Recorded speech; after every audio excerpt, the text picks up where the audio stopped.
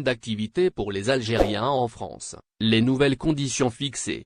La France a récemment procédé à une révision du niveau des exigences d'éligibilité en plus des chiffres de la prime d'activité que perçoivent les Français et les étrangers, notamment algériens, résidant sur son territoire.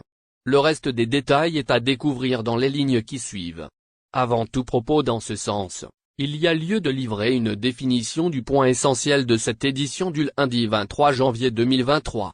Une prime d'activité est un complément de revenus s'adressant à certains travailleurs établis en France, dont un grand nombre de ressortissants algériens. Se percevant des paies modestes, elle remplace depuis 6 ans le revenu de solidarité active, RSA activité.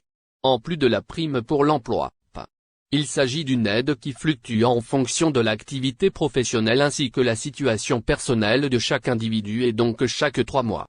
C'est la caisse d'allocation familiale qui la délivre. Pour en bénéficier, il est important de bien veiller à déclarer ses ressources et se soumettre à quelques critères. Nous les énumérerons pour vous dans la deuxième partie du présent article. France ou prime d'activité, alors à qui est-elle attribuée? Pour prétendre à l'obtention de la rémunération en question, il est nécessaire de s'assurer de répondre aux conditions d'attribution, celles que les autorités françaises revoient chaque année. Afin d'y être éligible, il faut avoir minimum 18 ans. Outre la conformité relative à l'âge, l'intéressé doit résider dans l'Hexagone de manière régulière, soit plus de 9 mois par an. Il est notamment important d'exercer un travail ou de recevoir une indemnisation de chômage partiel ou technique. Être de nationalité française, un citoyen de l'espace économique européen ou titulaire d'un titre de séjour valable depuis au moins 5 ans est l'autre exigence. Une fois conforme avec les susdites normes, la personne est tenue de se rapprocher du site de la caisse d'allocation familiale en vue de faire une escouade de tonnerre championnat d'Afrique des Nations. Le Maroc interdit à des fans de supporters l'Algérie. Le Maroc n'en est pas à son premier épisode avec le Sahara occidental. En effet, lors de la cérémonie d'ouverture du championnat d'Afrique des Nations en Algérie, les propos du petit-fils de Nelson Mandela sur le sujet ont fait polémique. Le Maroc récidive donc en interdisant aux fans de supporter l'Algérie. Des forces de l'ordre marocaines ont fermé les cafés sur les terres du Sahara occidental ces derniers jours et ont interpellé un bon nombre de personnes. Pour cause, le Maroc ne supporte pas l'idée de voir des supporters de l'équipe d'Algérie, qui sort célébrer les victoires des Verts lors des différentes compétitions. D'autant plus que la grande majorité de la population locale ne supporte pas le Maroc. Une façon de faire lunaire mais dans la continuité des agissements du Maroc par rapport à ce sujet lors du discours du petit-fils de Mandela en Algérie, à l'occasion de la cérémonie d'ouverture du championnat d'Afrique des Nations. Pour rappel, l'équipe d'Algérie de Majid Bouguera jouera prochainement les quarts de finale de la compétition continentale et affrontera la Côte d'Ivoire après avoir remporté ses 3 matchs de phase de poule contre la Libye, l'Éthiopie et le Mozambique. Selon le contenu du communiqué de l'autorité en l'occurrence la Confédération africaine de football, le comité d'organisation de la finale de la compétition de la Coupe d'Afrique des Nations pour les locaux a de nouveau modifié le programme des matchs du groupe 3, qui comprend également le Maroc, qui s'est retiré du tournoi. Pour rappel, le même comité a officiellement annulé tous les matchs des Lions de l'Atlas du Coupe d'Afrique des Nations pour les joueurs locaux, et cela concerne le 13e match contre l'équipe nationale de Madagascar et le 21e contre l'équipe nationale ghanéenne. Et le déplacement du match entre Madagascar et système de retraite en Algérie, les conditions d'adhésion des Algériens de l'étranger connues. Nous connaissons désormais les grandes lignes de l'arrêté ministériel portant conditions d'adhésion au système de retraite pour les Algériens qui travaillent à l'étranger. ZRDI vous dévoile plus de détails dans ce numéro du 22 janvier 2023. Ces derniers temps, le système de retraite en Algérie est le sujet qui intéresse le plus les Algériens qui exercent des métiers à l'étranger. Cela puisque les ressortissants des aides peuvent s'inscrire pour bénéficier d'une affiliation à la CNR.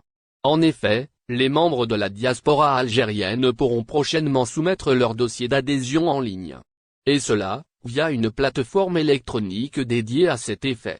En attendant, on n'en sait plus sur les modalités de versement des cotisations pour les membres de la diaspora. En effet, le gouvernement a publié l'arrêté ministériel lié à ce dossier. Ainsi, L'article 12 du dit décret stipule que les versements doivent être effectués par virement bancaire ou par une carte de paiement internationale. Celle-ci doit être affiliée à la Banque d'Algérie, BA. Comme mentionné auparavant, les intéressés doivent soumettre leur demande d'affiliation par voie électronique auprès de la CNA.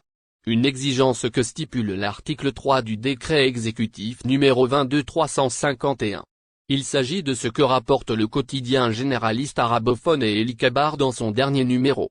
Retraite pour les membres de la diaspora, les documents requis s'agissant des documents. Le dossier d'adhésion comprend une copie de la carte d'immatriculation consulaire.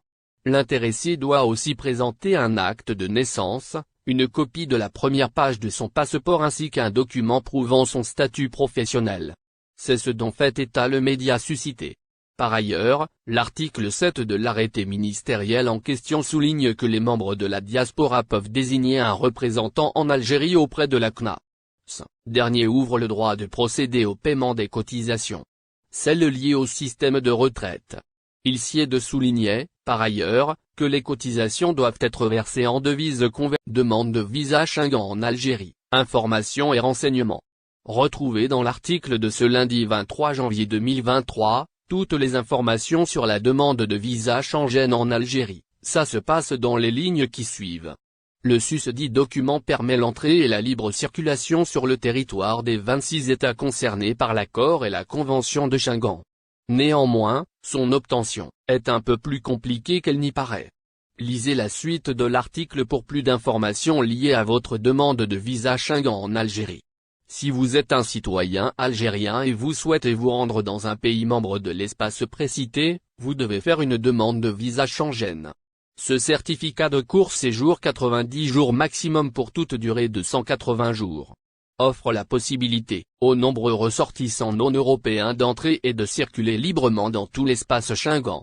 Il est obligatoire de quitter l'espace Schengen avant l'expiration du visa. De plus, les intéressés doivent avoir suffisamment d'argent pour couvrir les frais de leur séjour. En plus des démarches relatives au dossier de demande. Rendez-vous dans la seconde partie de cet article pour savoir comment obtenir un visa Schengen. Étape de formule d'une demande de visa Schengen. Pour commencer, il faut établir une feuille de route.